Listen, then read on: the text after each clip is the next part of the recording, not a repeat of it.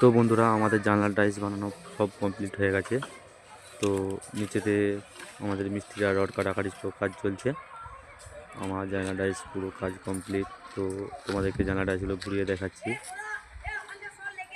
তো এই একটা ডিজাইন। তো ডিজাইনটা কেমন হয়েছে দেখে সকলে একটু বলবে। আর যারা বাড়ি বানাতে চাও এই ডিজাইন দেখে তোমরা জানলার ডাইস করতে পারো।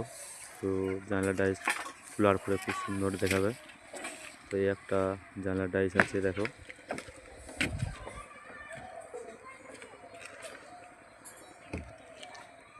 দেখো বন্ধুরা, এই জানলাটার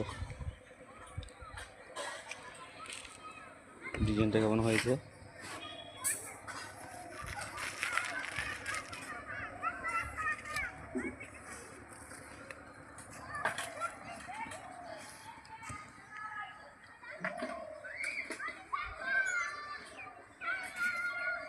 তিরিশ ইঞ্চি হয়েছে জানলাটা, 30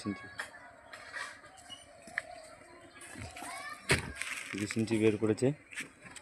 তাই ইঞ্জিনিয়ারের ঘর হচ্ছে। ইঞ্জিনিয়ার দাদা বলেছে যে জানলার সেটটা বড় করতে। নিচের থেকে 3 ইঞ্চি কম আছে, 27 ইঞ্চি আছে নিচে।